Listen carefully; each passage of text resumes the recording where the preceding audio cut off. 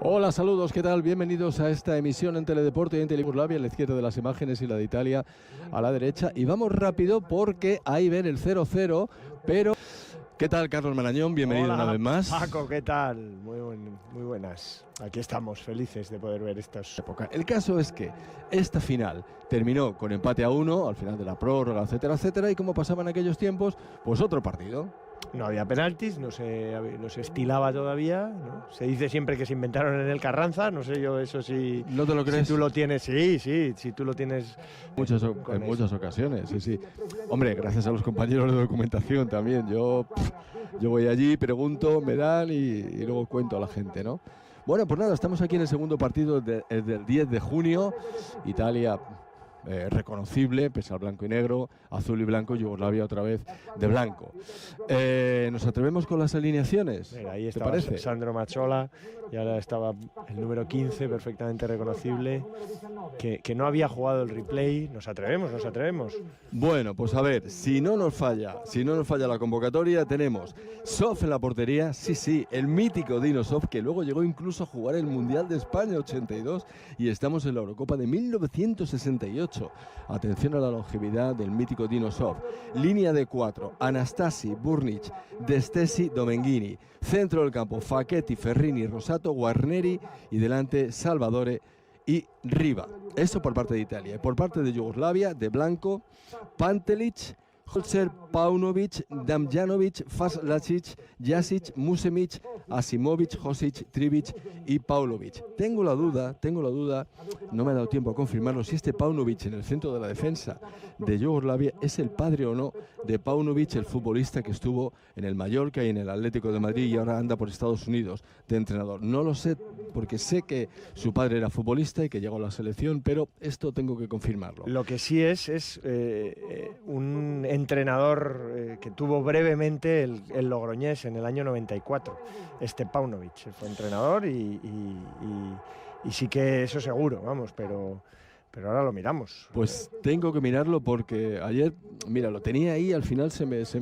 mirarlo. Es el padre de Belko Paunovic. ¿Lo ves? Porque yo con Pauno tengo un contacto fantástico. Yo siempre le llamé un superviviente, llegaba a todos los equipos, en el Atlético, en el Mallorca, no jugaba y acababa haciéndose el jefe al final, y es un grandísimo entrenador, y anda por Estados Unidos y siempre me habló de su padre. Pues vamos a tener la oportunidad de verle a Paunovic, el padre de Pauno, con el número 5 en la defensa. Bueno, parece que Italia ha salido con ganas, ¿eh? Carlos. Sí, hombre, juega en casa, ha hecho muchos cambios. Italia sí que hace muchos cambios. Los yugoslavos solo cambian un futbolista, Ilija Petkovic se queda fuera, el exjugador del Partizan, y entra Idris Josic, un jugador bosnio, también del Partizan, compañero. Ese es el único cambio que hicieron los yugoslavos, mientras que los italianos rescataron gente que venía tocada de los anteriores partidos, incluso gente que no había podido jugar antes, y hasta 5 cambios. Se caen Castano, se cae Lodetti, se cae Ferrini, se cae Giuliano y se cae Pierino Prati, que al año siguiente sería goleador, hizo un hat-trick en el Bernabéu, una final mítica contra el Ajax de la Copa de Europa con el Milan. Pierino Prati, se cayeron y entraron Salvadore, como has dicho, Rosato, De Sisti y sobre todo 2 futbolistas que a mí me parecen sensacionales, como Sandro Mazzola, con el número 15, y Gigi Riva, recientemente fallecido, el mítico futbolista del Cagliari, que Rombo di Tuono, que lo llamaban, el sonido del trueno, que no había podido estar y sí que llegó para este final y acabó también siendo, ya lo veremos, nos vamos a fijar en Gigi Riva, Luigi Riva oficialmente, pero más conocido por todo el mundo como Gigi Riva, con el número 17. Aquí le tenemos levantando el brazo derecho. Durante mucho tiempo yo me hacía un lío entre él y Rivera, pero no, Gigi Riva es el mítico, vaya cañito, vaya calidad, ahí está precisamente, ahí es con esa zurda, ese caño que le ha tirado a Holzer, el lateral derecho yugoslavo. Me gusta otra vez mucho, por cierto, estamos en el Estadio Olímpico de Roma, por situar esta final del 10 de junio de 1968. Sí, Yugoslavia, casi 70.000 espectadores, no está nada mal. Está muy bien. Y Yugoslavia otra vez ahí en la final, de nuevo. demostrando el poderío del fútbol de los Balcanes. Sí, recordemos que este país ya no existe y que, bueno, pues es la suma de varios países que hoy también son países importantes, ¿no? Como Serbia, Croacia, Eslovenia, Montenegro. La verdad que es un país que siempre le han ido muy bien todos los deportes, han sido buenos en todos los deportes, Sí. y eran muy poderosos en tiempos. Muy competitivos además, siempre. Ahora tenemos incluso el ejemplo de Croacia, que es un país pequeño, muy pequeño, pero no solo en fútbol, están obteniendo siempre títulos absolutamente en todo. En baloncesto, en esquí, son tremendamente competitivos, al igual que, bueno, pues eslovenos y qué decir de serbios, que estos son duros de pelar. Bueno, ahí tenemos al guardameta Pantelic, el guardameta yugoslavo, que igual que el otro día en la final del 64 con Yasin, el portero de la Unión Soviética, solo lleva una rodillera en la parte derecha. Estaría tocado, quizá. Seguramente. En aquellas épocas las rodilleras de los porteros eran muy identificativas, con esas tiras ahí como de goma espuma.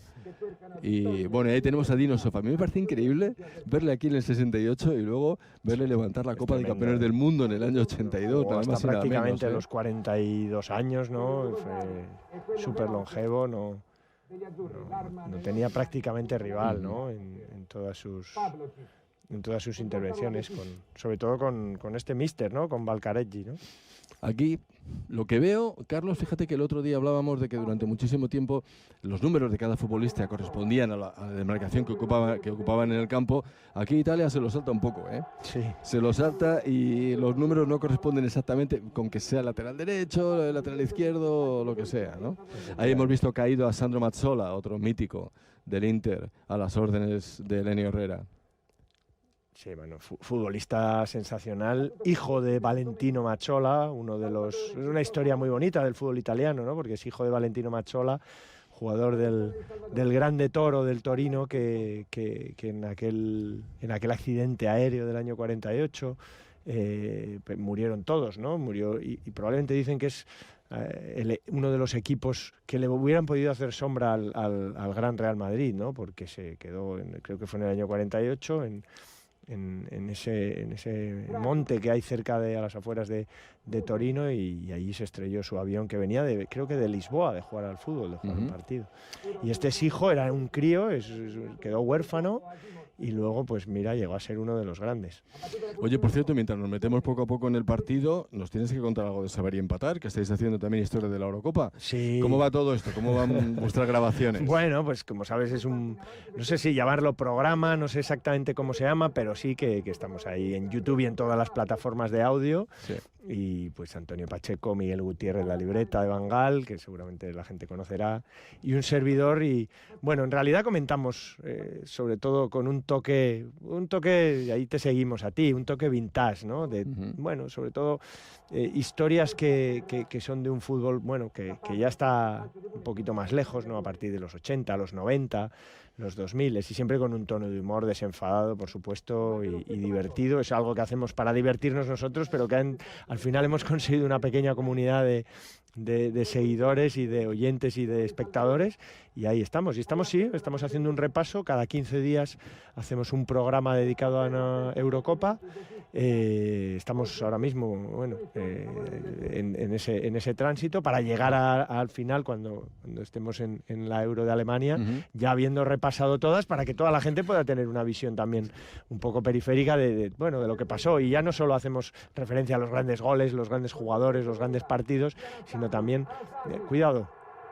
Y la oportunidad ahí de los italianos. Sí, Anastasi peligroso. Anastasi me da la sensación que es uno de los que lleva número, y yo creo que lleva el número 2, pero yo creo que era delantero, ¿eh? Hombre, Pietro Anastasi. Un 2 lateral derecho, verle ahí rematando, o es muy intrépido o efectivamente ocupa otra posición diferente, ¿no?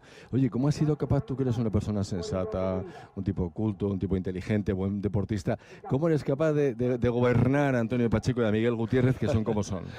Nada, absolutamente. Ellos nos gobiernan a todos, ¿no? Por supuesto, Miguel Gutiérrez es el conductor un poco del programa, el que tanta trayectoria tiene y tanto análisis de los periodistas. Y la verdad es que con Antonio Pacheco, que es un publicista sensacional. Y juntos, la verdad es que ahí estamos con ese programa Saber y Empatar, título curioso. Y la verdad, bueno, estamos las nuevas tecnologías, Paco. Tú también colaboras en alguno de ellos, apareces, Sí. fuiste uno de nuestros invitados para hablar de los árbitros. Árbitro como el que arbitra hoy este partido, el español Ortiz de Mendívil, del que seguro que conoces alguna anécdota, seguro. Pues mira, la principal es que fue el primer invitado para la famosa moviola. Él fue el árbitro de la moviola por excelencia, que no fue Pedro Ruiz quien lo invitó, sino Julio César Fernández, otro gran profesional de esta casa, que fue de verdad. Pedro Ruiz trajo la moviola de Italia a instancias de la dirección de Radio Televisión Española, pero quien de verdad incorporó árbitros y demás fue Julio César Fernández, que además de periodista, presentador, es pintor y todavía sigue por ahí dando guerra con actividades culturales, y quien incorporó a los árbitros fue Ortiz de Mendívil, con las famosas frases de "no veo nada punible", etcétera, etcétera, que todavía seguimos repitiendo, Claro, ¿no? claro. Y Pues llegué a conocerle en una ocasión, un tipo súper educado, súper entrañable y que se hizo famoso con el paso del tiempo. Claro. Era vizcaíno, ¿no? De Portugalete. Sí, sí. El partido de ida, no, el primer partido, la final la pitó el suizo Gottfried Dienst, y luego ya cogió Ortiz de Mendívil, y será de los pocos. No hay mucha tradición de árbitros españoles llegando a finales de mundiales y de Eurocopas, ¿verdad? No, Pues que yo sepa, ¿no? ¿no? Será de los pocos que ha pitado aquí, en este caso Ortiz de Mendívil, ahí lo tenemos. Con este indumentario de los árbitros, que ya destacamos en las finales del 60 y el 64, muy elegantes. Trajeada, ¿no? Ortiz de Mendívil era un tipo grande, Sí. y la ropa le viene muy holgada. En otras ocasiones los árbitros igual como que le viene grande y tal, pero la verdad muy elegantes y en todo momento. Muchísimos detalles vemos en estas transmisiones y en estas finales de la Eurocopa. ¿Qué te está pareciendo hasta ahora Italia o Yugoslavia? Pues Italia, que fíjate que ¿A quién yo creo ver mejor o que peor? tiene tradición bueno, Valcareggi es uno de los adalides del catenaccio, ¿no? Sobre todo que es verdad que duró hasta 1974, en el 66 esta selección sufre, bueno, una Ahí tenemos derrota arriba. infamante. ¡Uy! Segundo disparo para Gigi Riva, detenido por el guardameta Pantelic, perdona. Era un jugador zurdo sensacional, con un gran disparo. Siempre buscaba esa suerte, el giro, el recorte y disparar a puerta desde cualquier ámbito. Era un futbolista, digamos, también grandote, también con esa percha importante, también jugaba un poco encorvado, pero era un futbolista, como hemos visto, sensacional, ¿eh? Y lo que estábamos diciendo es eso, ¿no? Que una Italia... Ah, mira, tenemos repeticiones. Esto sí que es un auténtico avance, amigos. Yo creo que no lo hay, ¿eh? ¿Tú cómo lo ves? Ahora sacaría en la línea el VAR y a lo mejor encontraríamos que habría unas bengalas. La verdad que el disparo con la zurda, no he visto si era Domengini, y él Pues recoge el rechace, fíjate las bengalas. Qué ambientazo, ¿eh? Y el golpeo, como hemos dicho, esa suerte la hacía mucho, ¿no? Ese recorte, giro Sí. con la izquierda, el jugador del Cagliari, un auténtico mito, porque él era norteño, pero se fue a vivir a Cerdeña y allí consiguió llevar a un equipo, pues digamos, de provincias, que no estaba entre la élite de los grandes italianos, Inter, Milan, Juve, Roma, Lazio, ni siquiera Torino, Sampdoria, y el Cagliari lo llevó a ser campeón en la temporada 69-70, y lo cierto es que ha quedado como un hito, ¿no? Y luego jugador de la selección y, como vemos, autor de uno de los goles, o de un gol en este replay de la final de la Euro 1968. En la del 60 y la del 64 no pudimos disfrutar de las repeticiones. Aquí sí, aquí hemos tenido 3. Y yo he de decirte que en la Las última, ciencias avanzan, que es una barbaridad. poco a poco se iba avanzando. Yo he de decirte que en la última yo creo que la pierna derecha... Podía estar fuera de juego. Yo creo que sí que estaba, ¿eh? A mí las dos primeras no me lo ha parecido, en la tercera ya tengo dudas. Bueno, con la técnica que tenemos ahora sí que se puede precisar, ¿no? Digamos que hay una parte del cuerpo que a lo mejor es la que luego puede, ¿no? Si es una mano no pasa nada, pero si es el brazo no pasa nada, pero si es la pierna, Claramente pues sí, sí. porque es superficie de contacto que puede Sí. hacer gol, ¿no? Pues bueno, en ese momento línea es línea y no. Pero decíamos que Italia, yo creo que ha salido muy bien, y que Italia era un poco adalid del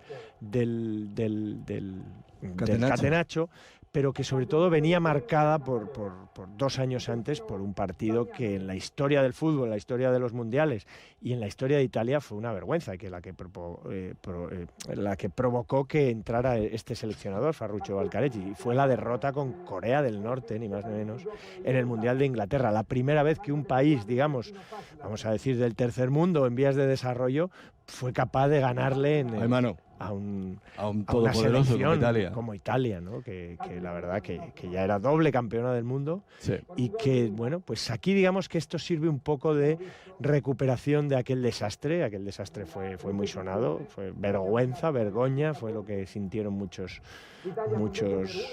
italianos, ¿no? Sí.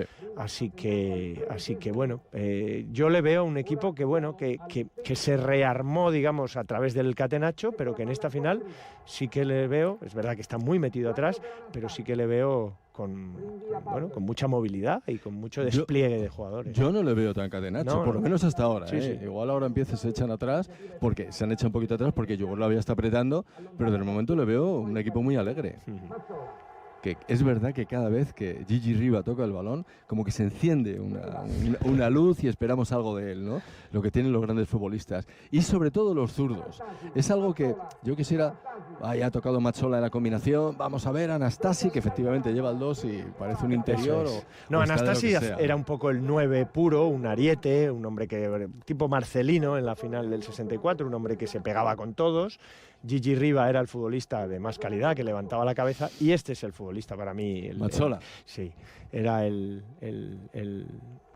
trecuartista, ¿no? El hombre, el mediapunta, el llegador, detrás de los dos puntas, el hombre que se iba para arriba, ¿no? Ese era realmente el que ponía la clase, ¿no? Hemos visto, ¿no? Y el Luis Suárez, digamos, aplicado al 64, el Luis Suárez sería Sandro Mazzola, que no pudo jugar la primera final y que apareció aquí, yo creo que pero incluso ya le estamos viendo. Más decisivo todavía que Gigi Riva en esta selección. Yo creo que era el hombre con clase. Gigi Riva era el delantero, el delantero a seguir, digamos, ¿no? Anastasi, el que se pegaba con todos, Gigi Riva el delantero a seguir, el que no podías dejarle ni un momento, pero el que llevaba el equipo era Mazzola. Pero fíjate cómo están muy metidos y solo atacan, digamos, 2-3 jugadores. Este era Domengini, que era el otro llegador del equipo italiano, más físico que Mazzola. Recordemos que fue el que metió el tanto del empate en el partido de ida. De falta, ¿no? Una falta. Sí. Muy bien sacada la falta, disparo. por cierto. Sí, de esas en las que se decía... se movió la barrera, ¿no? Ahora las barreras yo creo que casi no se mueven poco, pero entonces sí que es muy típico que las barreras se deshicieran. Pues sí que veo a Italia ahora echándose un poquito para atrás, ¿eh? Absolutamente. O sea que... Y salen, como tú muy bien has dicho antes, 2 o 3 y gracias. Sí. Este equipo siguió haciendo historia, pero en el Mundial del 70, 2 años después, alcanzó la final, esa final maravillosa contra Brasil de Pelé, Tostao, Jairzinho, Rivellino, Gerson, y hizo un grandísimo papel. Se le achacaba a este seleccionador, otro futbolista que no estaba en esta cita, que yo creo que estaba lesionado, que es Gianni Rivera, que has comentado tú, con cierta confusión siempre con Gigi Riva. Bueno, un remate ahora de los yugoslavos. Punto los yugoslavos, muy cerquita, sí. Vamos a ver la repetición. Qué bien tocada. Sí, el remate incluso es bueno también, porque tiene que hacer ese giro ahí abajo y se le va un poquito. Dime una cosa, ¿por qué los futbolistas zurdos generalmente son tan buenos?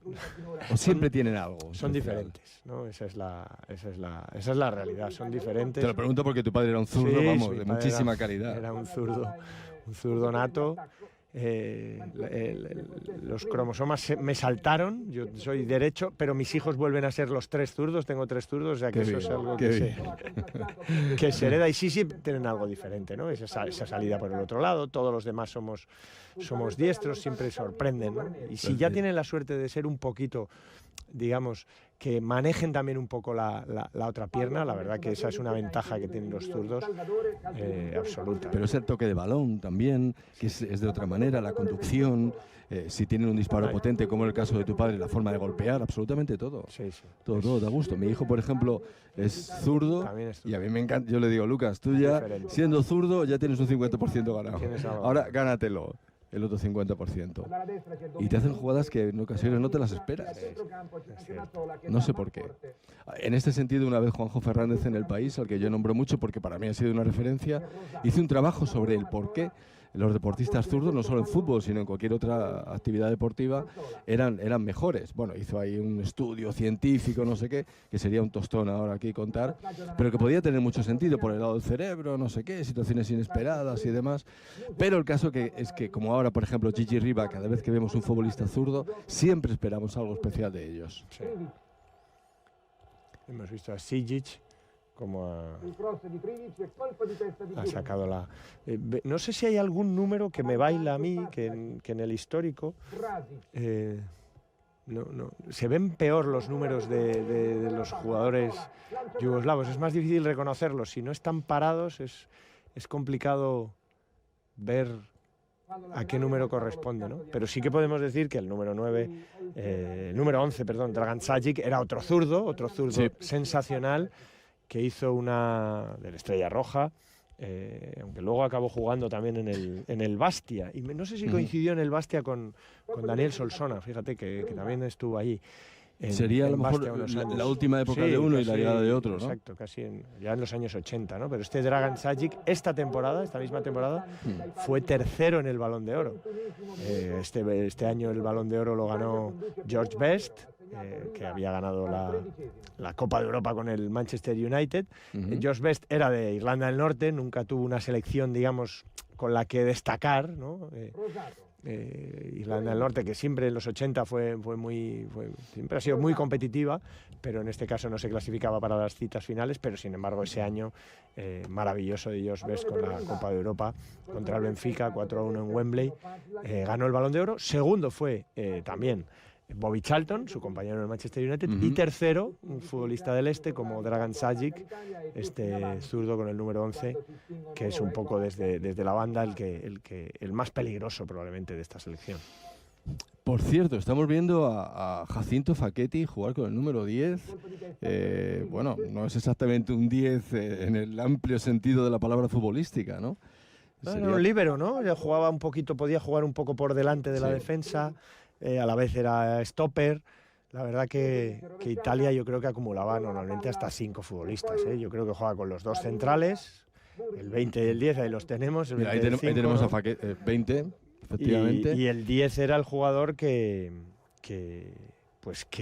podía meterse detrás, incrustarse con los centrales y podía salir un poquito de la cueva con el balón. Bueno, Italia ha conseguido parar de momento a Yugoslavia, replegándose y ahora tocando muy tranquilos, como vemos ahí de Sisti con Gigi Riva, el balón que mete ahora también Facchetti, precisamente incorporado por esa parte izquierda, lo que tú decías, que en ocasiones sale y avanza. Más difícil resulta efectivamente reconocer a los yugoslavos. Qué buen disparo ahora y qué bien había cogido la posición Ilija Pantelic. Domengini es un ida y vuelta tremendo. Sí, la pared con Gigi Riva. Cada vez que sube tiene peligro y crea peligro.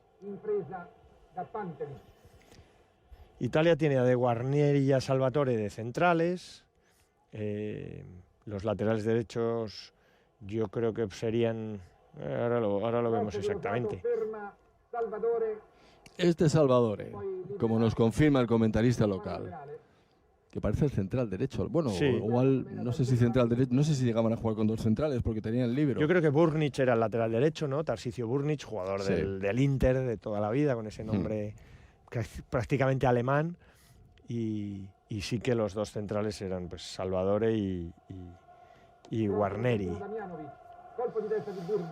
Pues aquí estamos contemplando el segundo partido de la final de la Eurocopa de Naciones de 1968, a la selección de Yugoslavia de blanco y a la selección de Italia, por fin la presencia de las grandes selecciones como Inglaterra e Italia, Inglaterra que estuvo ahí en la fase final y que cayó eliminada, y ahí tenemos, como ha señalado muy bien Carlos Marañón, a Ortiz de Mendívil, José María Ortiz de Mendívil, árbitro español que ya había pitado una final de la Copa de Europa, la Ajax de Ámsterdam, y primer árbitro de la Moviola aquí en Televisión Española. Y este es Dino Zoff. Ya con su jersey ya mítico, que prácticamente era el mismo que seguía llevando 14 años después en la final del Mundial 82. A ver, porque ahí la defensa italiana se ha complicado la vida, ese balón que se ve afuera y ha pitado córner. Y saque de esquina para Yugoslavia. Ahí va Dragan Sajic, que ha sacado las faltas, tira todo, tira las faltas, tira los córners, ya decimos que es el hombre, hoy diríamos el hombre franquicia de este equipo. Hemos visto en el primer palo precisamente a Tarcisio Burnik, del que tú hablabas antes, muy replegada Italia completamente, no queda nadie arriba. Mira, bueno, sí, un jugador, y punto, y nada más. Todos los demás abajo defendiendo, porque Yugoslavia está apretando. Repetimos que es el Estadio Olímpico de Roma el 10 de junio y se está jugando la segunda final del año 68. Con Yugoslavia apretando muchísimo y creando problemas a Italia. Ahí Dinosov lo ha visto muy claro. Otra vez el balón que ha salido rozando el poste. Ahí está Facchetti, que venía a ayudar a su compañero. Volvemos a repetir detalles que ya hemos comentado en las finales del 60 y 64. En aquella época y durante muchos años más sí que se podía ceder el balón al portero. No había falta ni ningún tipo de acción antirreglamentaria. Combinando bien Italia ahora, un poco precipitado en ese pase. Y saque de banda para Yugoslavia. Sí, pero es verdad que han metido el gol y han empezado un poquito a especular, ¿no? Se han echado un poquito atrás, se ha hecho largo el equipo y están, bueno, a verlas venir, digamos, ¿no? A ver qué le ofrece esta Yugoslavia de nuevo al equipo, ¿no? Pero claramente, vamos, han renunciado prácticamente a todo intento que no sea estar muy cerraditos atrás, robar y salir. Con solo un jugador delante. Bueno, quizá la llegada de Domenghini o algo que pueda hacer Gigi Riva, pero poco más. Mira, Riva precisamente es el único que está ahí, el más adelantado. Todos los demás replegados, incluso ahora todos ya en su campo. Pero yo creo que Yugoslavia necesita ahí más velocidad o más llegada. Si no, no va a conseguir meterle un gol a Italia, ni loco. Domenghini sacando la pelota.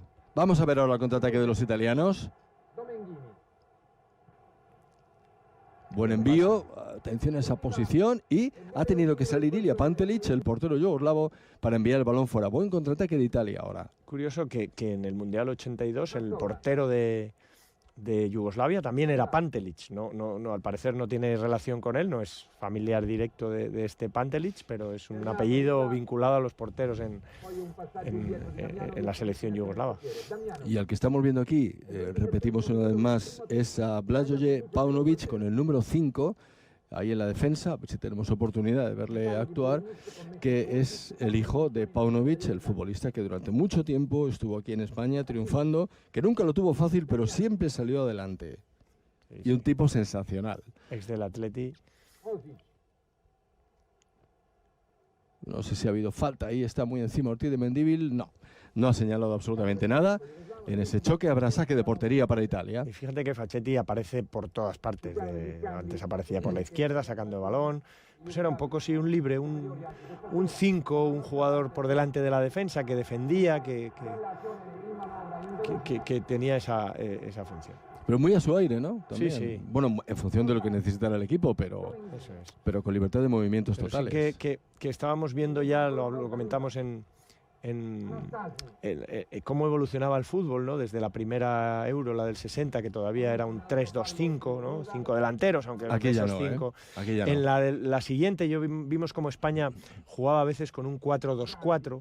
Yo creo que aquí Italia lo que inaugura es el 4-4-2, ¿no? Ya es una con dos puntas arriba, en este caso pues Riva y Anastasi, y ya a partir de ahí todo el mundo detrás del balón, ¿no? Y ese era un poco el centro del campo, ¿no? Pero fíjate ahora cómo está Italia. Sí. O sea, esto casi podría parecer un partido de hoy día. Exacto. También con Italia replegada y Yugoslavia buscando el espacio. Pero metía en el medio campo a De Sisti, Domenghini y Rivera junto a Facchetti, que era un poco el que hacía un poco la de escoba con los defensas, ¿no? Si podía ser 5-3-2 o 4-4-2.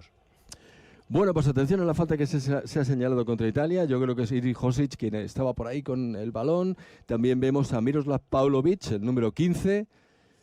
Y yo creo que va a ser, si la identificación no nos engaña, Hosic ha llegado a bajar incluso Gigi Riva, formado ahí en la barrera.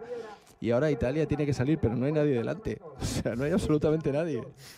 Porque incluso Riva estaba ahí metido en la barrera, con lo cual no tenía mucha capacidad de progresión ese contraataque. Deja la pelota a los yugoslavos con muchísima tranquilidad. Vemos ahí a Domenghini, con este número 9. Y efectivamente, como muy bien has señalado aquí, esta formación clásica del 3-2-5 que fue evolucionando en las siguientes Eurocopas, aquí se rompe absolutamente, incluso también los yugoslavos, que están atacando con todo lo que pueden. Ahí tenemos a Sandro Mazzola, especialista en ese tipo de llegadas. ¡Qué buen balón! ¡Qué buen balón ha puesto! ¡Qué buen remate! ¡Qué paradón de Pantelic! Sí, sí. ¡Qué pase! Parada, y vemos lamentarse arriba. Mira, qué buen pase. Fantástico. Qué bien lo ha puesto. Ahí medio picada y el remate de arriba. Y los yugoslavos reclamando. Ortiz de Mendívil como que tenía anotaciones. Estamos en el 68, no tenemos todavía tarjetas. Por cierto, el balón yo creo que ya era el famoso Telstar, que luego ya se hizo realmente oficial en el Mundial del 70. Exacto, es un poco a prueba ya para el Mundial 70. En esta Eurocopa que ya era general, has comentado, ya no faltaban equipos. El único país europeo que no participó en esta Eurocopa fue Islandia. Ya hubo 3 sedes, ¿no? A diferencia de otros que solo había, en Francia, por ejemplo, y en España solo hubo 2 sedes, ¿no? Marsella y París, y Madrid y Barcelona. Aquí ya se amplió todos, ¿no? Los estadios se mejoraron, se jugó en Florencia, en Roma y en Nápoles, ¿no? Y qué golazo ha marcado Italia, qué golazo ha marcado Anastasi, qué control, qué rápidamente se ha girado y cómo ha batido ahí a Pantelic. La pelota y consigue el segundo. Fantástico gol de fuera del área. Y vemos a Domengini y De Sisti, son un poco los jugadores que han hecho ese avance, los más físicos probablemente. La verdad que sí, que yo creo que es un recurso. ¿Tú crees que Pero sí para evitar sortear un poquito la cercanía del defensa. Sí, sí. Y la verdad que si no, hace de la necesidad virtud, porque la verdad que el disparo es excelente, ¿no? Pues bueno, la verdad que se le pone el partido perfecto para la Italia tradicional, ¿no? Para la Italia clásica de aguantar atrás y esperar un poco las acometidas del rival. Los italianos han conseguido 2 golazos de una manera clarísima, con Riva y con Anastasi, que no han pensado un solo segundo. Control y disparo, ¡bum! Control con la izquierda, disparo con la derecha, y al contrario, en el caso de Riva, en el primer gol, medio control con la derecha y el disparo con la zurda. No han dado ninguna acción. Ahí tenemos al autor del segundo tanto, al que busca las cámaras ahora, con ese plano corto. Por cierto, nos fijábamos el otro día en la realización, y aquí es un poco lo mismo, ¿eh? Cámara de plano corto, cámara de plano un poquito más abierto, no llega a ser un plano general. Mira, aquí tenemos una cámara en el terreno de juego.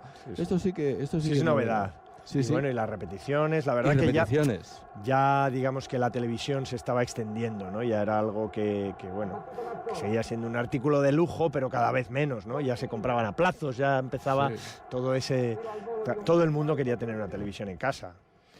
Ahí vemos a Domengini, que ha sido el que ha hecho ese disparo, y a su lado Jacinto Facchetti. Mucho trabajo para los recogepelotas, con todo ese espacio que hay en el Estadio Olímpico cuando el balón se va lejos, que tienen que ir a por él. Vemos a Ortiz de Mendívil muy dialogante, no sabemos en qué hablaría con los yugoslavos, con los italianos más fácil, obviamente. Este Estadio Olímpico en el 60, ¿no? Fue la Olimpiada de Roma, ¿no? Los Juegos Olímpicos de Roma, ¿no?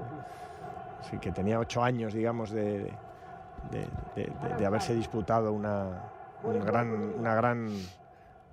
torneo. Acontecimiento. Exacto. Son estadios que esa separación con la pista olímpica entre las gradas y la portería, pues son fríos, porque el público está muy lejos. Hoy día lo que queremos siempre es el público encima, y también para la televisión da una sensación de muchas más cercanías y demás. El otro día, por ejemplo, leí que se había cerrado el Bernabéu. Esto es un factor muy importante, ¿no? En la Liga de Campeones no se permite, pero parece que en la Liga sí. Se había cerrado el techo del Bernabéu para conseguir más resonancia y que los ánimos del público espolearan todavía más al Real Madrid. Lo utilizó como una caja de resonancia. Parece ser que la Champions no es así, porque si tú dices que el techo está abierto, no lo puedes cerrar durante el partido. Y parece que en la Liga ya es un poco más, bueno, lo que tú consideres. Aquí, por ejemplo, esa lejanía. Aún así, los italianos, cada vez que su equipo ha llegado o ha metido un gol, hemos visto fuegos artificiales, cohetes y demás, ¿no? Pero bueno, que la final está bonita. Italia, como muy bien ha señalado Carlos Marañón, nuestro invitado, ha ido dando pasos hacia atrás a medida que ha avanzado el partido, y ahora con el 2-0 está más claro que nunca. Ahí hay una falta claramente cuando iba a disparar el jugador yugoslavo. Le han hecho una falta clarísima. Ha sido Miroslav Pavlović quien intentaba el disparo, y aunque protesta Italia un poco para disuadir, es De Sisti quien intenta confundir ahí a Ortiz de Mendívil, que sí, que ha sido aquí, que no. Pues, mira, vemos ahí ya un poco las artimañas de los jugadores italianos que han existido toda la vida. Sigue hablando con Ortiz de Mendívil, que le dice aléjese, aléjese, y se va a sacar la falta contra la portería italiana. ¿Se mueve la barrera o no se mueve la barrera? Es Djadjic. Ahí está golpeando. Djadjic, el zurdo, pues adelanta que muchísimo. lo tira todo. Se adelanta muchísimo la barrera antes de que golpeara casi. Para llegar hasta aquí, Yugoslavia le tocó eliminar a...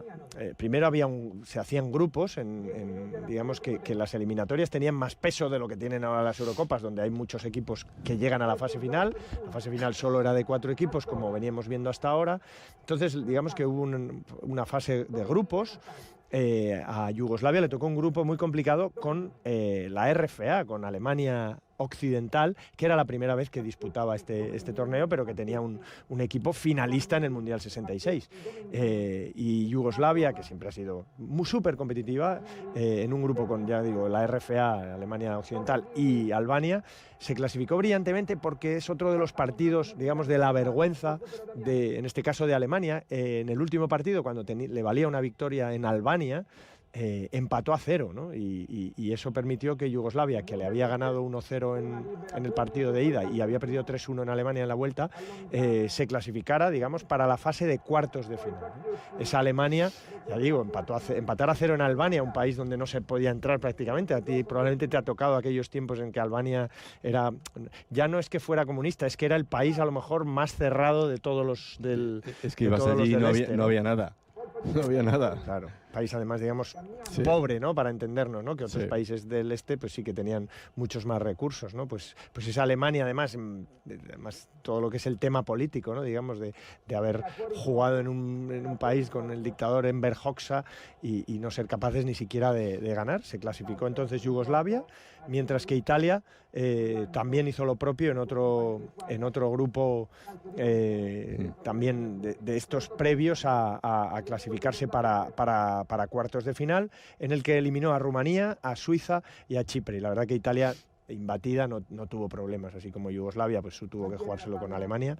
Italia no tuvo ningún problema. Lo que sí llegó después fue los playoffs de cuartos de final. Y Italia eliminó a una Bulgaria sorprendente, porque hasta ahora no había sido un país, digamos, puntero en el fútbol. Perdió 3-2 en Bulgaria y remontó 2-0 para clasificarse para esta fase final, mientras que Yugoslavia, la verdad que le pegó un repaso tremendo a Francia, esa Francia que ya iba perdiendo a esos grandes futbolistas, como vimos en otros años. Ya no estaba Fontaine, ya no estaba Copa, y Yugoslavia, la verdad que le metió un 5-1 en el partido de vuelta después de empatar a 1 en el Parque de los Príncipes, y se metió en esta fase final.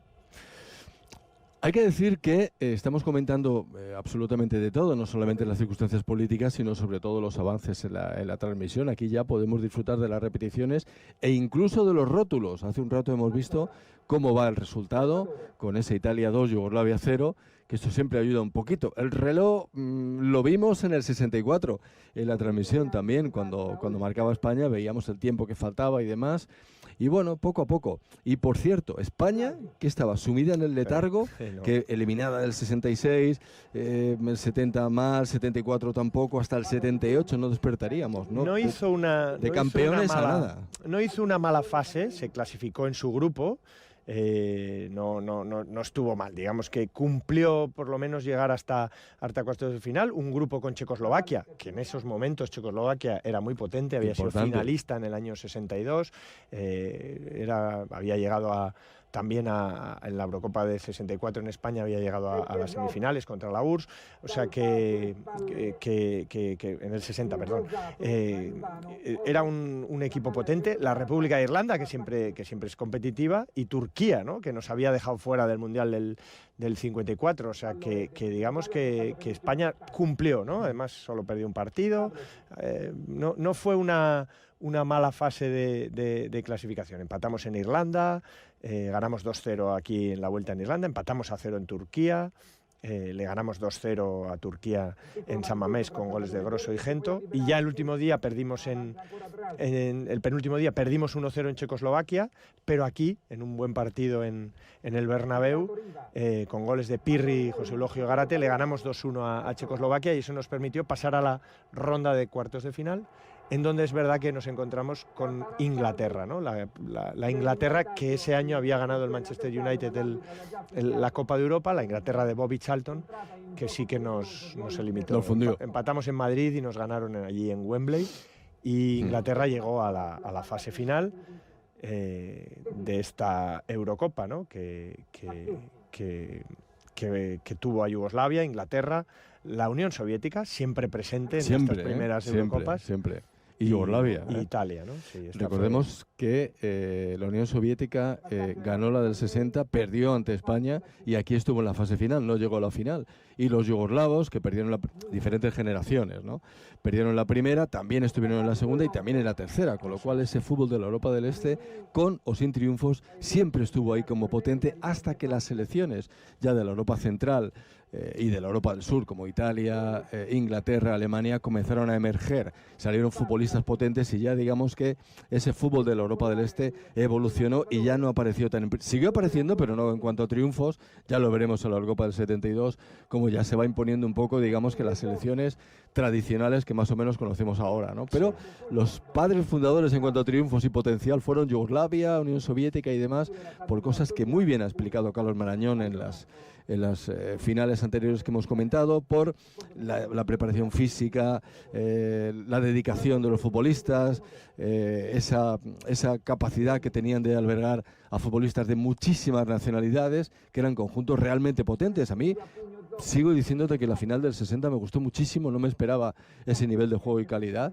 más calidad y más juego que aquí en esta otra, que también hay futbolistas de primerísimo nivel, pero donde Italia hace tiempo ya que ha renunciado a otra cosa que no será defenderse. Sí, sobre todo por una cultura del deporte, ¿no? Considerar que el deporte forma parte de la formación integral de la persona, y era algo básico.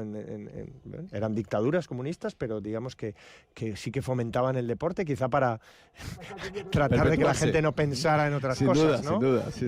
Pero sí que es algo muy importante. Yo creo que los países occidentales hemos llegado más tarde a eso, ¿no? Hoy en día está extendidísimo que hacer deporte es importante, tanto mental como físicamente, pero entonces digamos que los países de la órbita socialista son los que dieron un paso adelante, ¿no? Y aparte lo que decimos, que son países que ya no existen, que estaban formados por conglomerados de naciones y podían ser muy potentes, ¿no? Tanto Yugoslavia como la Unión Soviética, como Checoslovaquia, no eran países grandes formados por varias naciones que podían hacer unos equipos muy competentes. De hecho, la Unión Soviética, bueno, a Italia le cuesta mucho ganar la final en el San Paolo de Nápoles, les llevan donde más calor hacía a los rusos, a los soviéticos, y allí solo puede ganar tras un sorteo de moneda. O sea, que fíjate que estamos hablando de que es fútbol moderno, pero que como no podía haber replay porque no había tiempo entre la semifinal y la final, después de empatar a 0 en los 90 minutos y de una prórroga,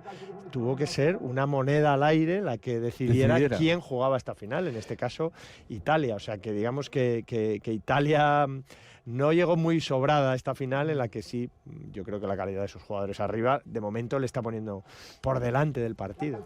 Ahí me ha recordado el episodio de Franco Gemma, el famoso Bambino, que hizo que España quedara eliminada de un mundial después de sucesivos partidos, con líos en los despachos, con Kubala, que podía, que no podía, y al final un niño con los ojos vendados que saca una papeleta y España se queda fuera. Esto hoy parece impensable. Mundial 54 creo que fue, ¿no? Que hubo que jugar un desempate en Roma, ¿no? Un desempate con Turquía, y no fuimos capaces de ganarles, ¿no? Turquía, que en esos tiempos pues no era un equipo realmente potente. Y al parecer a Kubala le impidieron jugar por un lío con con el transfer, ¿no? Con su fichaje. España receló de eso, ¿eh? Sí. Receló de esa maniobra. Hay una película sobre eso, ya entrando en mi otro... Hombre, tienes que entrar en tu terreno. En mi otro terreno, que se llama Los ases buscan la paz. Es una película en la que se cuenta, bueno, de una manera bastante novelada, bastante... tratando de sacar un poco lustre al régimen franquista, cómo llega saliendo de la Hungría comunista, cómo llega la soleada España, el rubio Lasi Kubala, y la película termina ahí, ¿no? Termina en que el comunismo internacional es el que impide que juegue con España ese partido, ¿no? Que no le van a dejar en paz nunca, ¿no? Esa es la sensación. Pero él decide quedarse en España. O sea, no había mensaje político casi, ¿no? No había trasfondo político, ¿no? Sí. Al final. Sí. La película, la verdad, que es muy curiosa, ¿no? Ver con el transcurso de los años. Y es una peli que tiene prácticamente más de 70 años. Sí. Y la verdad que es muy curiosa, ¿no?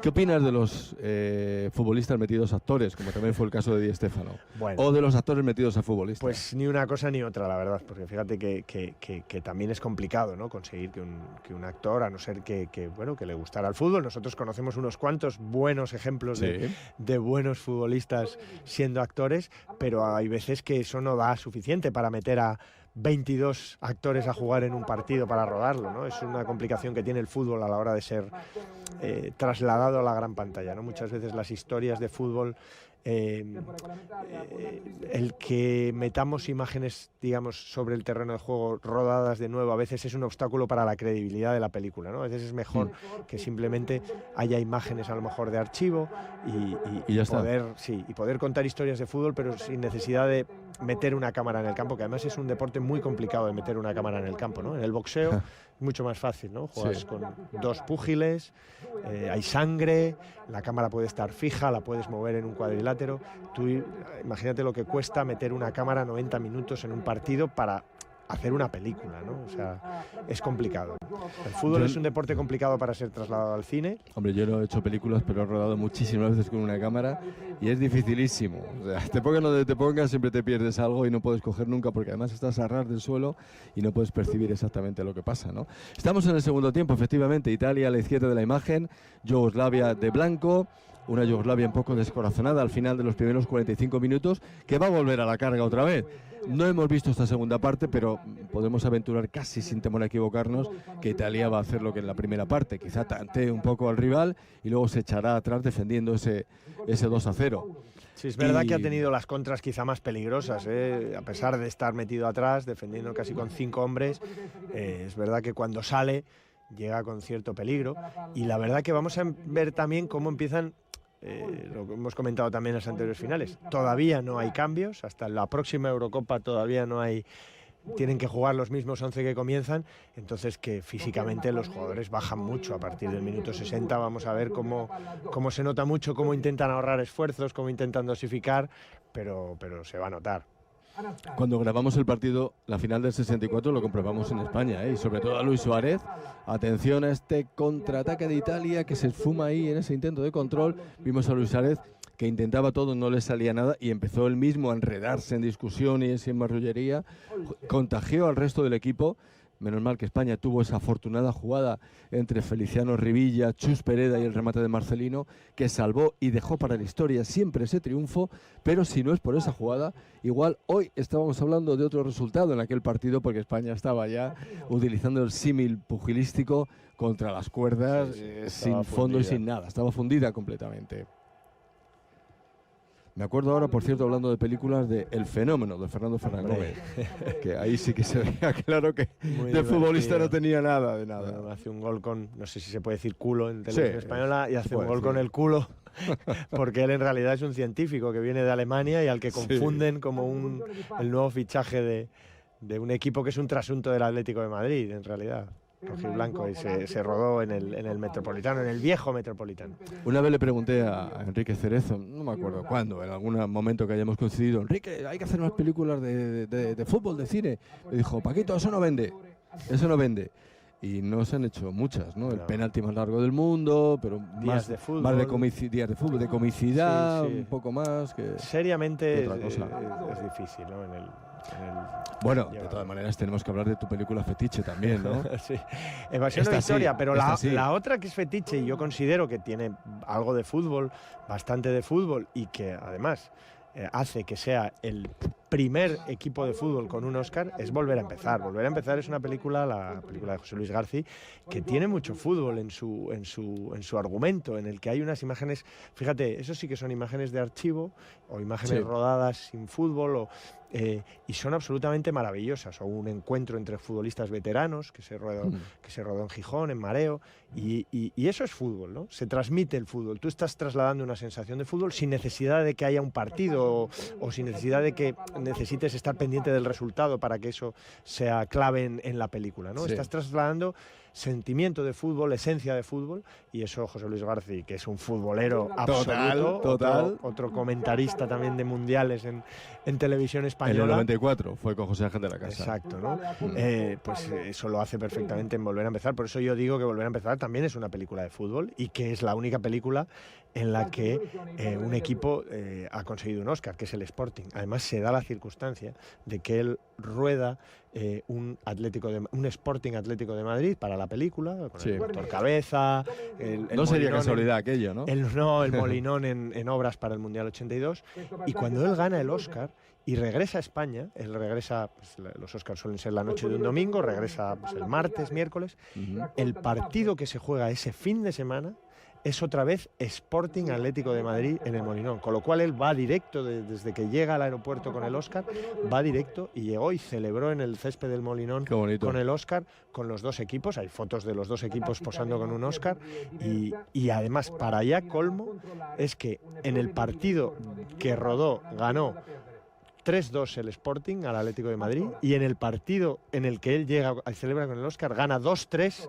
el Atlético de Madrid en el Molinón. Todo el mundo contento. Es algo, bueno, como solo las cosas mágicas suceden, ¿no? Y esa película, la verdad, que tiene un halo genial y, por supuesto, un Oscar, ¿no? Luego se dice que la película El secreto de sus ojos, en el que aparece también la pasión por el fútbol, y Racing de Avellaneda, se dice también que Racing de Avellaneda tiene un Oscar, pero por lo menos el Sporting fue primero, o sea que es el equipo con Oscar, es el Real Sporting de Gijón. Bueno, ha estado muy bien se nota que controlas el tema. Así que el catenaccio nos ha permitido, el catenaccio de Italia nos ha permitido divagar un poco, bueno, una digresión. Estos partidos son así, y de hecho el enfoque que tenemos aquí en Televisión Española es conocer, por supuesto, estas finales, divulgar históricamente la historia antes de llegar a la Eurocopa de 2024, que tiene muchísimos equipos, muchísimos partidos, muchísimas transmisiones, muchísimas sedes, es otra historia, pero también añadir notas que tengan que ver con toda esta historia, ¿no? Y yo creo que por eso te hemos llamado, porque pensábamos que nadie mejor que tú puede hacerlo, o quizá haya muchísima gente que lo pueda hacer mejor, pero yo creo que igual que tú, no. Eso seguro. Muchísimas gracias. Te lo digo, ya sabes que yo soy bastante claro en lo bueno y en lo malo, y entonces no me corto a estas alturas de la película. Nunca mejor dicho, estando tú aquí delante, ¿no? Pero yo tengo esa colección de películas que las editó el As en la época de Berlaño o antes, y las tengo, y a veces las veo y me gustan y me decepcionan. Se llama Campeones, que es del año prácticamente después de la guerra, de la posguerra, con un fútbol muy arcaico, con Ricardo Zamora, con Quincoces, con Samitier, ¿no? Y son películas, bueno, que yo creo que ya son documentos, porque muchas de ellas sí que ves ver cómo era la vida en la calle, cómo era la vida de aquellos, eso, y más allá de que el mensaje pues sea un poco arcaico, más allá de que sean militantemente a favor del régimen, digamos, es un cine popular que la verdad que yo creo que siempre te deja algo, ¿no? O sea, son comedias populares con tintes, la verdad que sociológicos, ¿no? Y eso la verdad que es atractivo. ¿Era mejor actor Di Stéfano que Kubala en la película de La Saeta Rubia? Eran los dos bastante flojitos. Si te diera Don Alfredo... Los dos rubios, los dos bastante flojitos, ¿eh? Como actores, la verdad que no se veían en el papel, ¿no? Pero bueno, llevaban gente al cine, o eso creían los productores, porque luego no era tan así, como muy bien sabe Enrique Cerezo. Cerezo lo dijo clarísimo, eso no vende. Si eso te lo dice un productor, lo tiene, y más él, lo tiene clarísimo. Al ataque, Yugoslavia. ¿Ves a Italia más cerrada que en la primera parte o exactamente igual? Yo lo veo prácticamente igual, ¿no? En realidad, sobre todo porque todos defienden, ¿no? Esa es la sensación, más allá, fíjate, ¿no? Si quieres recapitulamos un poco con cómo están ahora mismo situados en el terreno de juego. Sí, claro. Yo creo que pues, con Dino Zoff atrás, con dos centrales como son Guarneri y como son Guarneri y Salvadore jugando de central, con Facchetti haciendo un poco de Busquets, pero sí que mucho más, con un toque mucho más defensivo por delante de la defensa, pero se podía incrustar por detrás. Los laterales en este caso son Burgnich por la derecha y por la izquierda Rosato, el número 19, y delante una línea de 3 junto con Facchetti que forman De Sisti y Domengini, y yo creo que el trecuartista, el hombre un poco diferente, el genial Sandro Mazzola, y arriba sí dos hombres de mucho trabajo, sobre todo Anastasi, Pietro Anastasi, con ese 2 que ya te dice un poco qué trabajo te va a dar, un delantero centro que lleve el 2 ya es indicativo, y Gigi Riva, que es un poco la zurda mágica, el hombre al que hay que seguir arriba, porque en cuanto te despistes te hace el gol, como así ha sido el primer gol. Como ese ha sido el primer gol, ¿no? De hecho, ambos han metido gol, ¿no? Les hemos visto antes combinando. A la llegada de Anastasi por la banda izquierda, Mazzola que se acerca a apoyar y Gigi Riva que casi se lleva otra vez el balón. Los tres más en punta en ese momento en la jugada. Italia confía ciegamente en ello. Ahí vemos también a Sandro Mazzola en la parte izquierda. Ahí tenemos a Salvadore, el central que tú indicabas. Y me gusta mucho observar la posición de Facchetti, porque yo le recordaba un poco como más estático, pero no llega a ser un Beckenbauer con su elegancia y demás, es como más tieso Facchetti, pero sabe estar siempre en el sitio adecuado, ¿eh? Sí, totalmente. Parece que va lento y demás, pero ahí tienes a Mazzola, que es el que sale un poco. Yo lo compararía a Luis Suárez en este equipo, ¿no?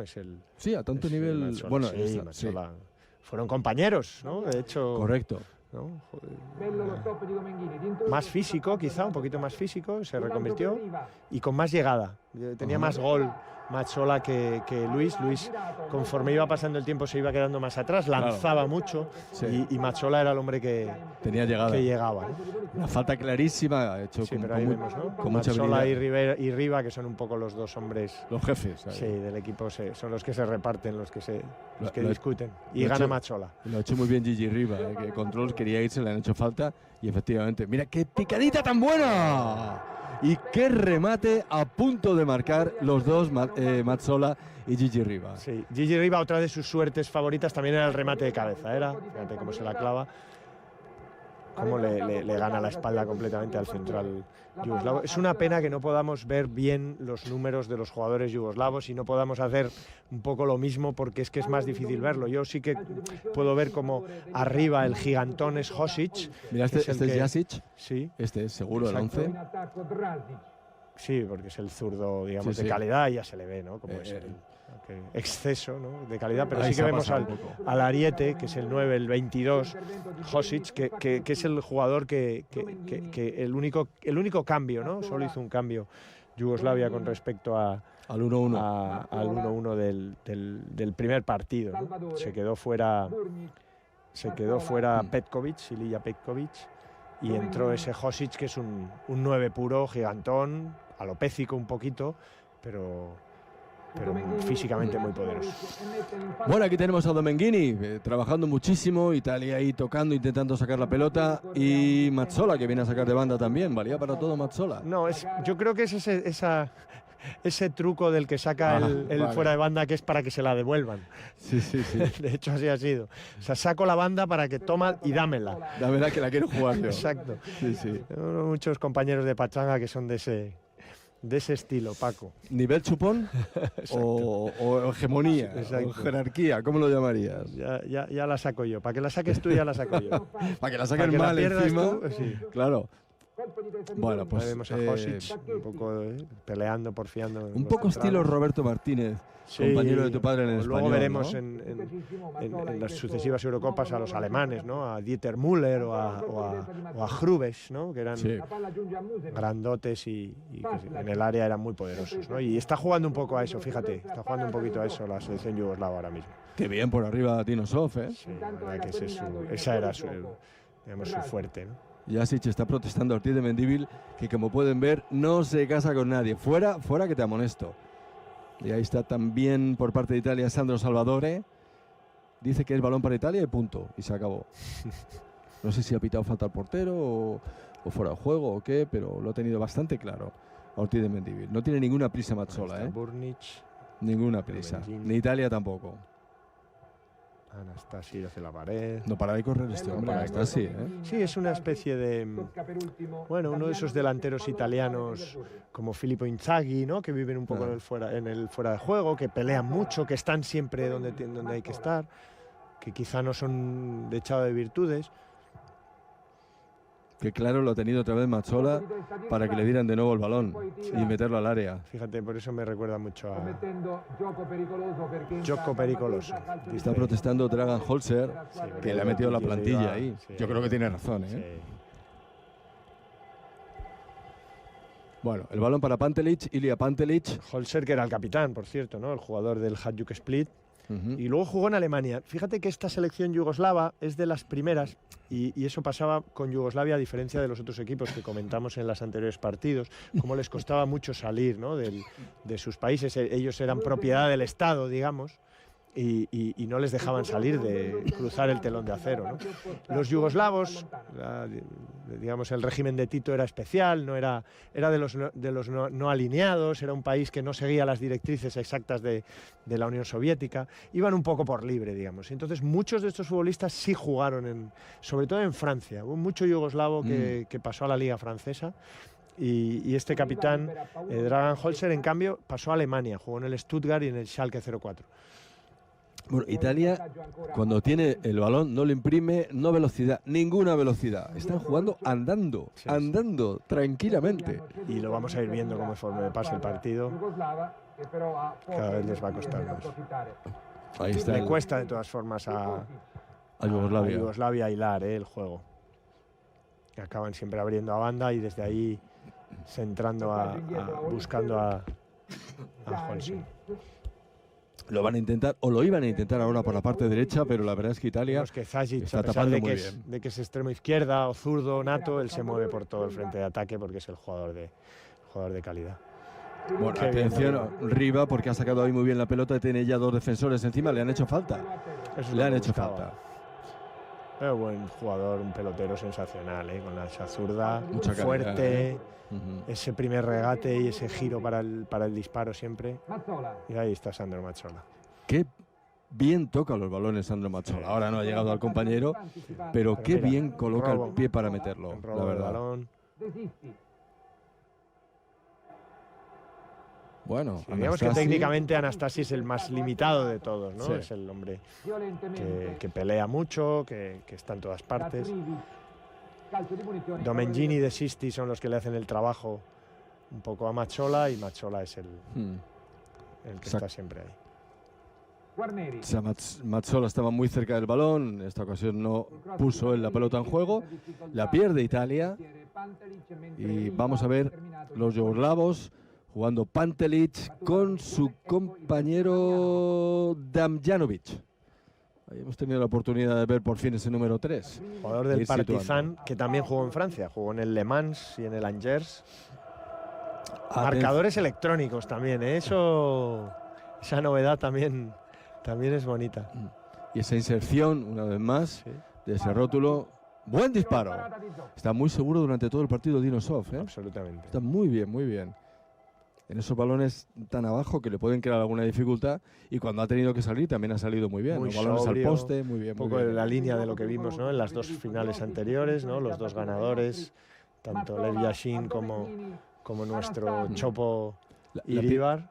pedía allá arriba, no llegó el balón a Gigi Riva, despeja la situación momentáneamente Yugoslavia. Yo no creo que se producirá en la próxima Eurocopa que seremos espectadores.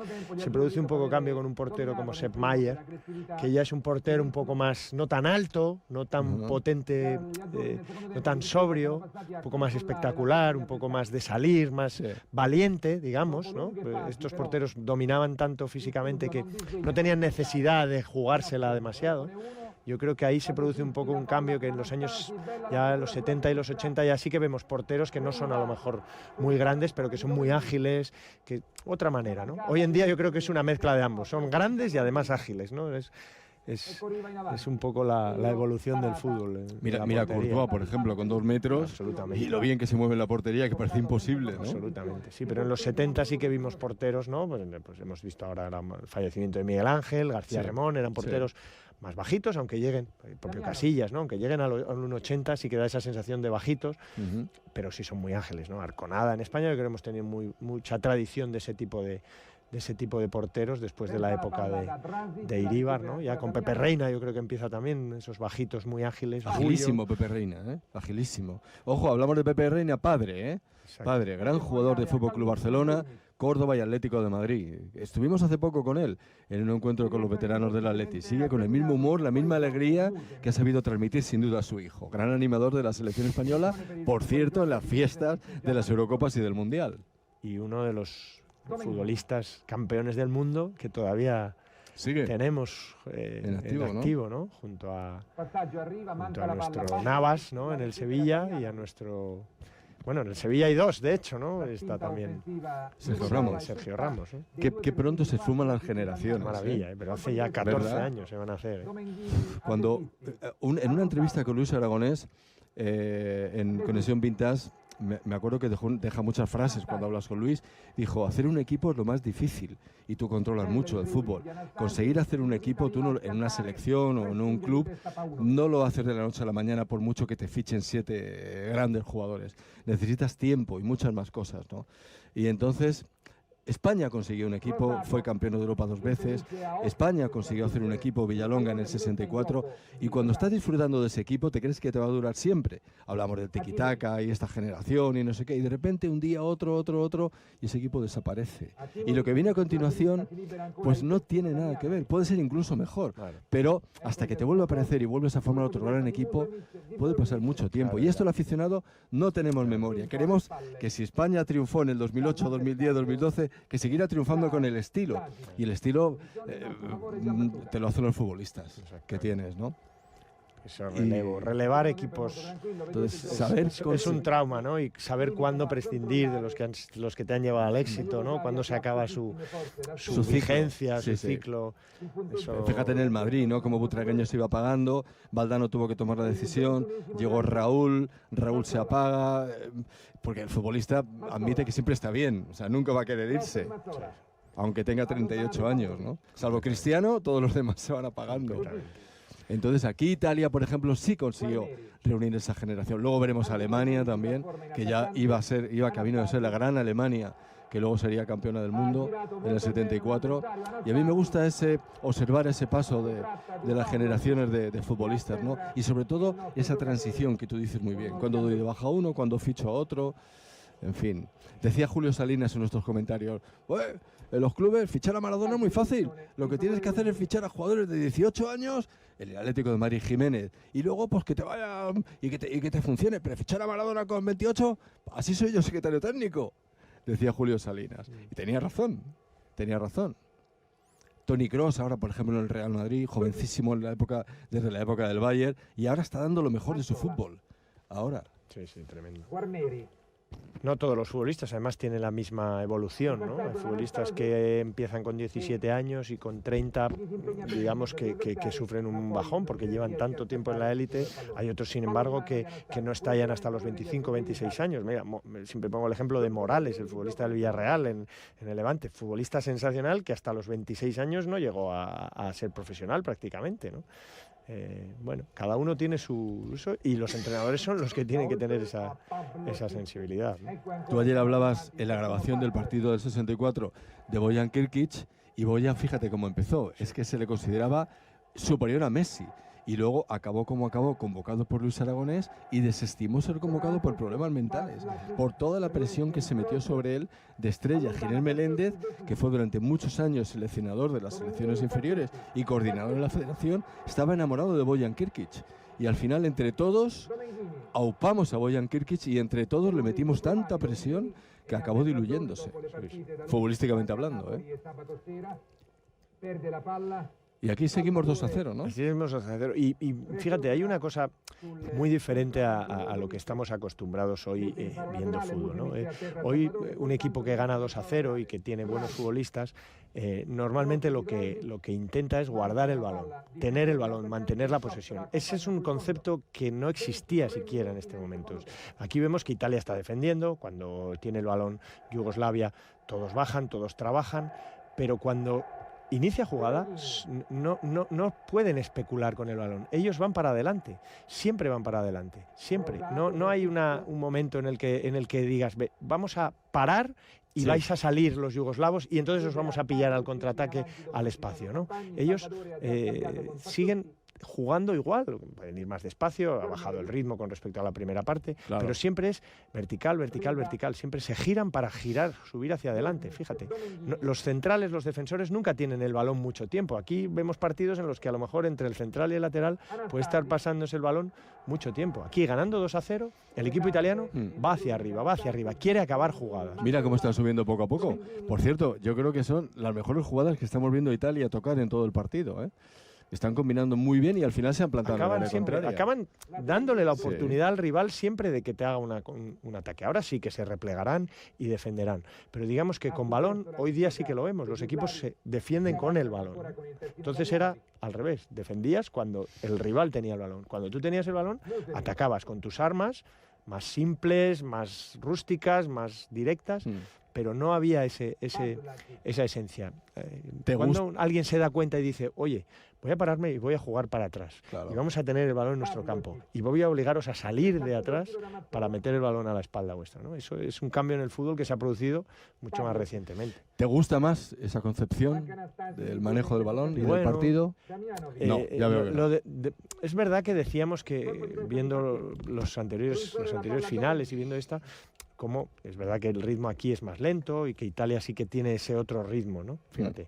Pero el que el partido sea de ida y vuelta, el que tú siempre quieras llegar a terminar jugada y eso provoca que el rival va a hacer lo mismo que tú y se suceden, digamos, esas carreras, no siempre con carreras, y pueden ser con jugadas bien hiladas, pero eso la verdad que es bonito. Es lo que estamos acostumbrados quizá decimos fútbol inglés, ¿no? Que tienen esa evolución, ¿no? Nosotros, lo especulativo a mí me gusta menos. Es verdad que hay futbolistas que lo bordan siendo especuladores o tratando de mantener el balón en los pies, ¿no? Pero ese querer ir a meter gol, siempre hacer gol. Yo creo que el otro día hizo unas declaraciones el entrenador del Real Madrid, Carleto Ancelotti, dijo eso. A mí la posesión por la posesión no me interesa. Me interesa la posesión para hacer peligro en el rival. A mí esa me parece una buena afirmación, ¿no? Ojo a Mazzola, que ya está ahí muy cerquita del balón y que está mirando a algún compañero para buscar el remate. Vuelve a colocarlo muy bien, lo ha puesto un pelín largo. Pantelic ha salido, la pelota queda suelta, pero esto yo creo que ha habido ahí falta al portero o algo así y no va fuera de juego. Se ha pitado fuera de juego. El portero ha fallado sin que nadie realmente le molestara, o un jugador de su equipo, yo diría, ¿eh? Pero después quizá ha habido fuera de juego. Buen arbitraje el de Ortiz de Mendívil, ¿eh? Muy bien. Muy dialogante sobrio, en todo momento con los futbolistas, sin complicarse. Muy bien. Bueno, hay dos personas en el campo, balón en juego. Supongo que Ortiz de Mendívil ordenará que vuelva a sacarse, efectivamente. Ahí sigue otra persona, viendo tranquilamente. Y Ortiz de Mendívil, ¿desde dónde tiene que sacarse? Muy bien. Mira, aquí en el plano corto sí que observamos esos hexágonos y ese color blanco y negro, que aquí, por ejemplo, no. Ahí se pierde. Cuando tú hablabas antes de que decíamos que es el balón ya un poco y hablabas del blanco y negro, mucha gente pensaría, ¿pero si es blanco? No, cuidado, es claro, que se diluye un poquito con el cine. Pero bueno, en el 72 avanzaremos seguramente más. Sí, ¿no? Ahí con esta llega el color. Balón al área, buscando siempre la potencia del delantero yugoslavo, que está pillando pocos balones, la verdad.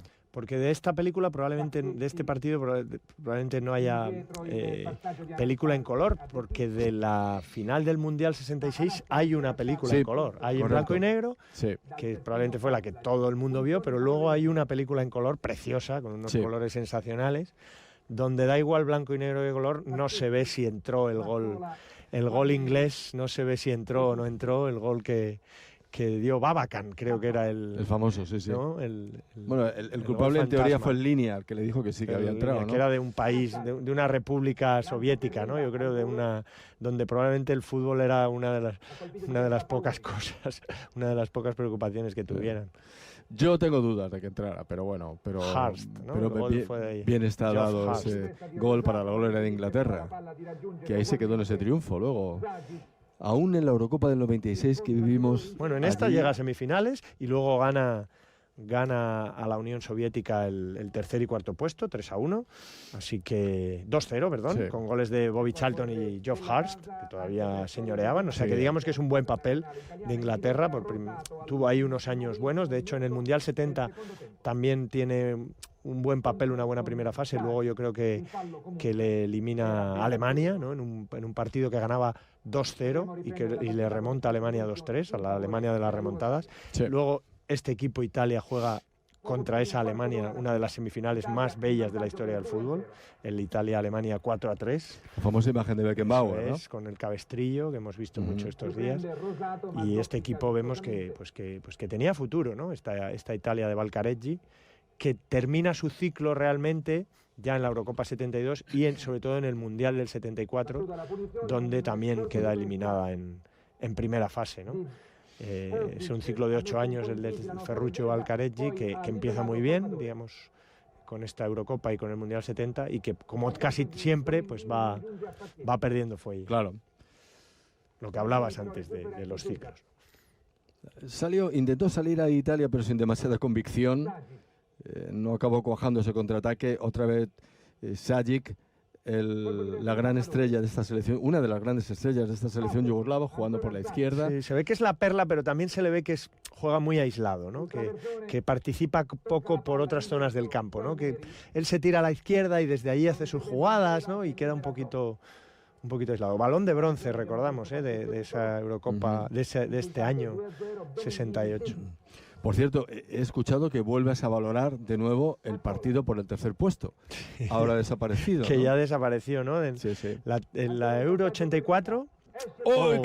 ¡Qué pérdida de Pantelic y qué oportunidad para Italia, que a punto ha estado ahí arriba de conseguir el tercero! Le vino a la derecha. Yo creo que ahí... ¡Ay, amigo! No ha podido precisar tanto. Tenía muy encima. Probablemente ahí sufrió empujón. Pero sí, ha tenido muchas ocasiones Italia como para marcar el tercero. Muchas más que Yugoslavia. Ha tenido poquísimas en el segundo tiempo. Este equipo yugoslavo yo creo que era más físico, pero menos calidad que el que vimos en la Eurocopa del 60. Yo también lo creo, sí. Tenía individualidades, pero también en conjunto no... Acuérdate de aquel Sekularac. Sí. Sensacional, el 10 de aquella selección. No hay aquí un futbolista de ese estilo. Cuidado. Qué bien ha salido Zoff, que está perfecto. Qué bien ha intuido que ese balón podía llegar ahí. Y antes de que rematara el delantero, ya estaba él tapando esa punterita que ha metido. Vamos a verlo aquí en la repetición. Mira cómo sale. Qué valiente.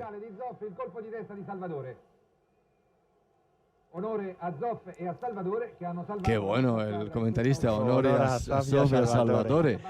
Que han salvado la Qué buen la ocasión. comentario. Mira, me gusta esta frase. Igual algún día cuando comente un partido, honor a lo que ha hecho el defensa español, y nos llamarán redichos. Qué bien suena en italiano, sin embargo, ¿eh? Sí. Bueno, balón para Italia finalmente. Se resolvió la crisis. Ahí tenemos golpeando ya a Dinosov, Mazzola, que busca en todas partes en el saque de banda, por la derecha, por la izquierda. Mira todo el terreno que tiene ahí para avanzar tranquilamente. Domenghini, al lado contrario, deja correr la pelota. Domenghini, Anastasi no va a parar de correr en todo el partido. Sí, es su tarea. Tiene que hacerlo. Y recordemos que al no haber cambios se nota mucho, 90 minutos a este ritmo. Es duro, esta es duro. De Sisti, Mazzola, la pared, tú hablabas de las paredes, el valor de las paredes. Sí, en el fútbol combinativo. La pared era una suerte que yo creo que hoy en día es más el pase, la circulación, ¿no? La arrancada y la pared es una suerte más de estos tiempos, ¿no? La forma de hilar jugadas era mucho a través de la pared. Bueno, pues Italia que se echa atrás de nuevo, completamente, después de esa ocasión que vimos fallada por Gigi Riva.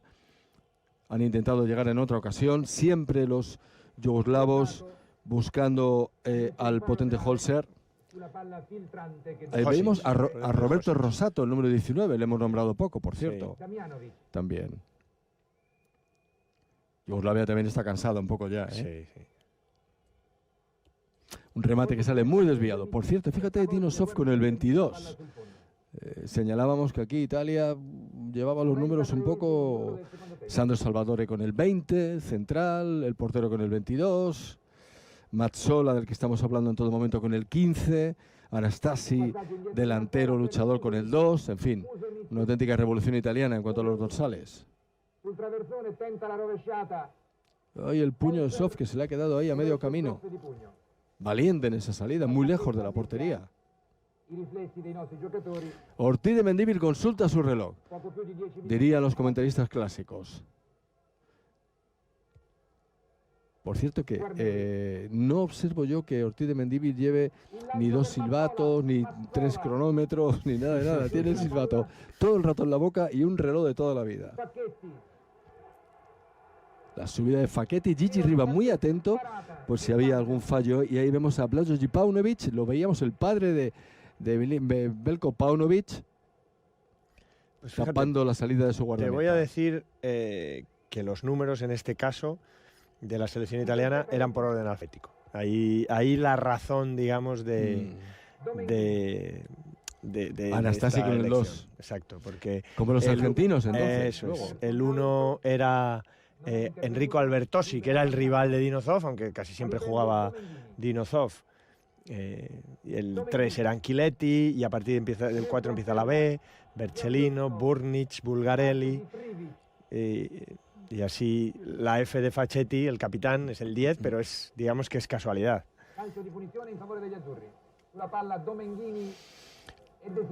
El tiempo de juego en ese reloj sobreimpresionado, Pantelic ha tocado con el puño, pero es saque de esquina para Italia. Ahí tenemos a Facchetti, precisamente.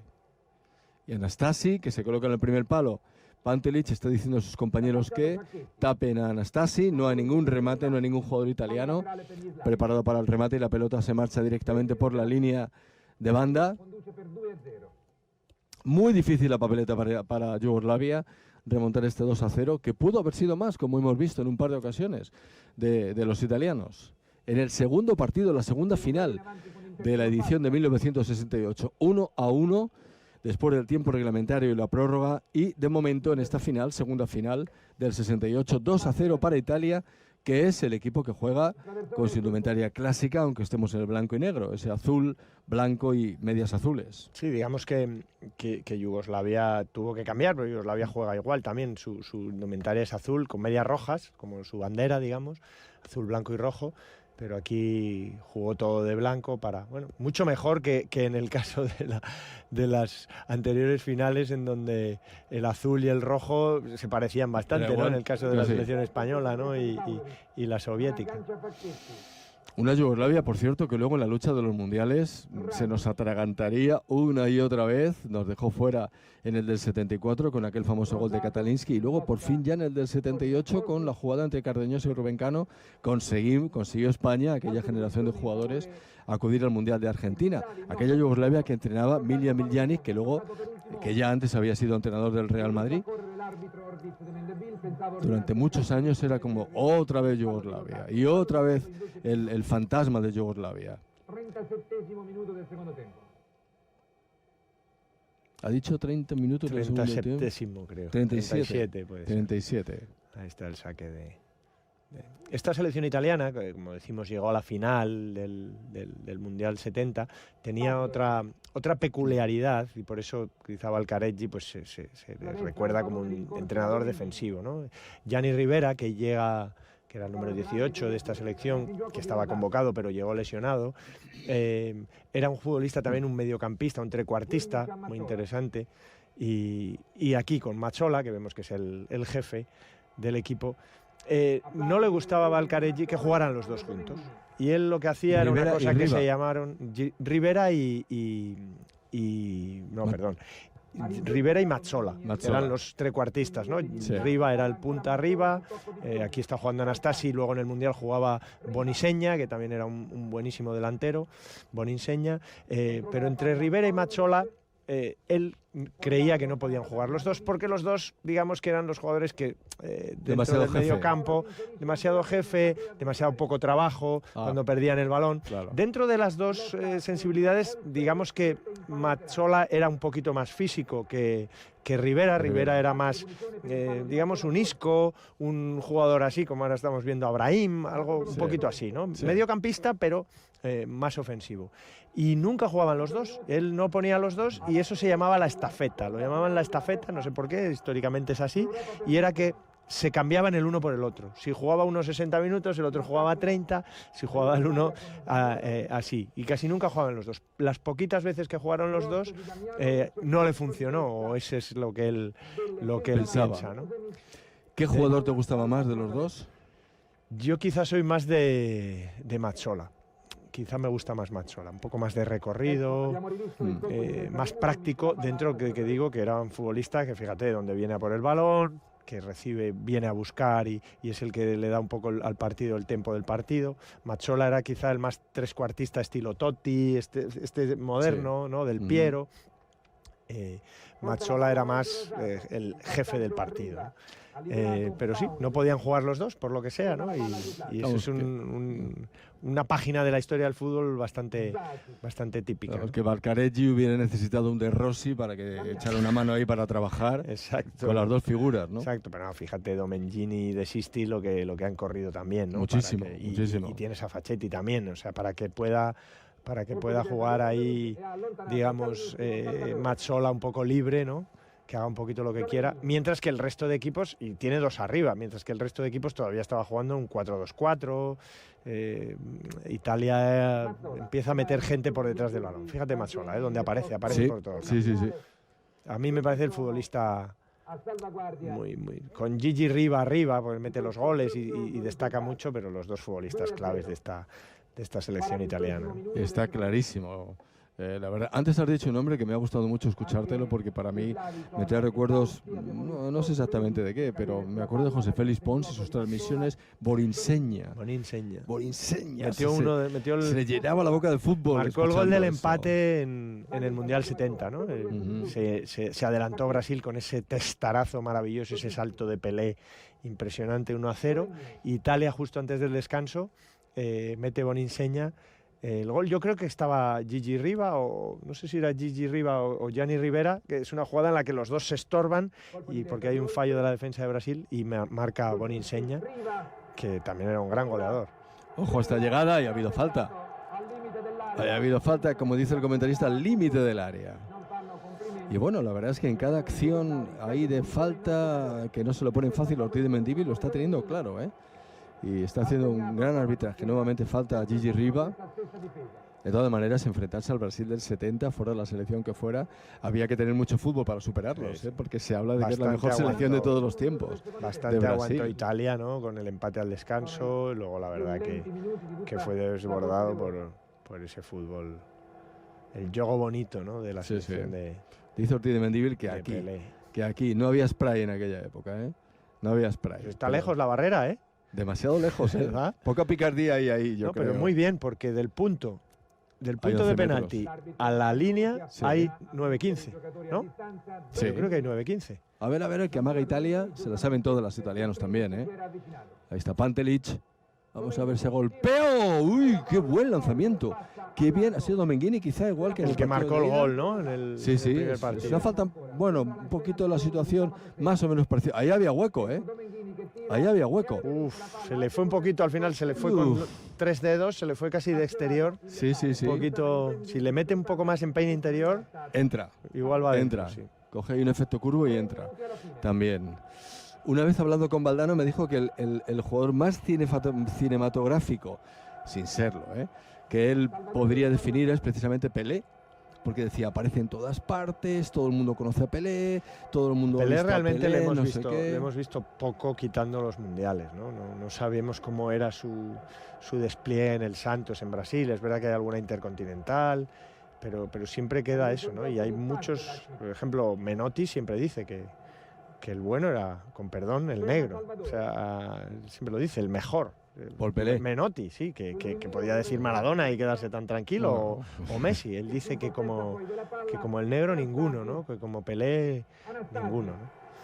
Fíjate que mi padre tuvo la suerte de jugar un trofeo Carranza contra el Santos de Pelé con el Español. Era un trofeo Carranza del año 74 en el que jugaron el Barcelona de Cruyff, Sí. el Santos de Pelé, Hay imagen de eso. el Español, en este caso con Marañón, y el Palmeiras. En ese Palmeiras creo que jugaba Luis Pereira Y Leviña. y Leiviña, que ficharon por el Atlético de Madrid. Correcto. Fíjate qué calidad de equipos.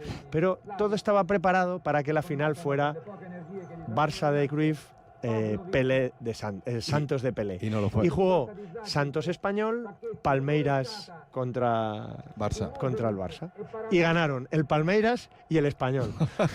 Su Y la giro final contrario. fue Palmeiras Español. El Español le ganó 2-0 al Santos de Pelé. Fue el debut de mi padre. Mi padre estaba en el Madrid y ficha esa semana por el Español en verano. Sí. Hizo pretemporada con el Real Madrid. Ficha y va directo, sin pasar por Barcelona. Fue al Carranza a jugar y debutó y marcó gol. Ganaron 2-0. Y el Palmeiras le ganó también al Barça. Y jugaron el tercer y cuarto puesto.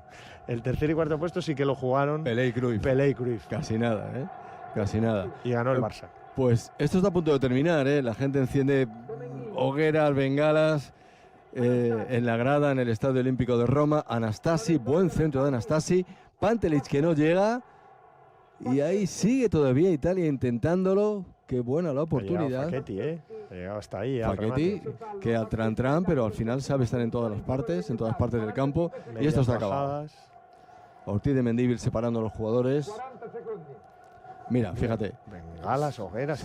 El fuego. Parece los El romanos, fuego, ¿no? madre mía. Parece Roma del Imperio. Hay alguna bandera también. Mira, no, son Míralo. periódicos. Son antorchas. Antorchas. Qué bueno, en estas transmisiones antiguas siempre sacamos algo que nos llama la atención. No, digo yo que no habría asientos de plástico, ¿no? Que sería cemento. Cemento, claro. En tribuna quizás sí que habría de madera, ¿no? Sí. Asiento de madera. Y se acabó. La imagen para la historia con las antorchas, como en el circo romano. Eso es una bengala. Qué imagen tan chula, tan poco, hoy sería imposible. Estaría el 112 ahí, brigadas de bomberos y demás. Italia celebrando su gran triunfo en la Copa de Europa de Naciones. Por supuesto, en mundiales ya eran unas selecciones triunfadoras, pero esta generación emprendía un nuevo camino con este triunfo. Merecido, Paco, sí. Un triunfo práctico, es cierto, se ha puesto 2-0 y a partir de ahí ha especulado, con un fútbol especulativo muy diferente a lo que consideramos hoy. No mantiene la posesión, se la juegan quizá más, jugando un poco más pausado, un poco más lento, iban pasando los minutos, pero la verdad que merecido. Y a mí me ha parecido una final de menos nivel en el equipo yugoslavo, pero Italia me ha parecido un equipo con, sobre todo, futbolistas concretos de muchísima calidad, empezando por Dinossov, acabando por Gigi Riva y sobre todo 100% con el 10, por ese orden alfabético de la selección italiana, como ha señalado Carlos Marañón, recogiendo la Copa de Campeones de Europa para la selección italiana, una imagen también para la posteridad, que antes había levantado la Unión Soviética, que antes había levantado Olivella, el capitán español, y ahora Jacinto Oyacinto Facchetti, a las órdenes de Elenio Herrera en el Inter junto a Luis Suárez. Muy estético. Te diría que es un equipo de guapos. Aquí empieza a ver el futbolista, cambia un poco su tipología hacia un atleta diferente, ¿no? Las anteriores todavía hemos visto futbolistas un poco físicamente todavía de otra manera. Aquí sí que son atletas, son bellos, digamos, ¿no? En el sentido físico, y muchos de estos futbolistas sí lo son, ¿no? Hay un documental de Valerio Lazarov de aproximadamente 1 hora titulado Su Majestad el Fútbol, y se va a Italia y entrevista a Elenio Herrera y junto a Mazzola y a Facchetti lo hemos emitido en la Conexión Vintage, ahí haciendo sus bromas con el balón. ¿Y usted por cuánto dinero se dejaría ganar? Y se ven los primeros planos. Mira aquí, es que vamos, parece un actor de cine, por favor. Sí, protegido por los carabinieri, ahogado, agobiado también. Y bueno, pues toda la afición que lógicamente se echa al Olímpico de Roma. Muy bonitas estas imágenes. Todavía la iluminación dejaba un poco que desear. Y nos vamos. Así que muchas gracias, Carlos Marañón, y nos vemos en el año 72. Así sea.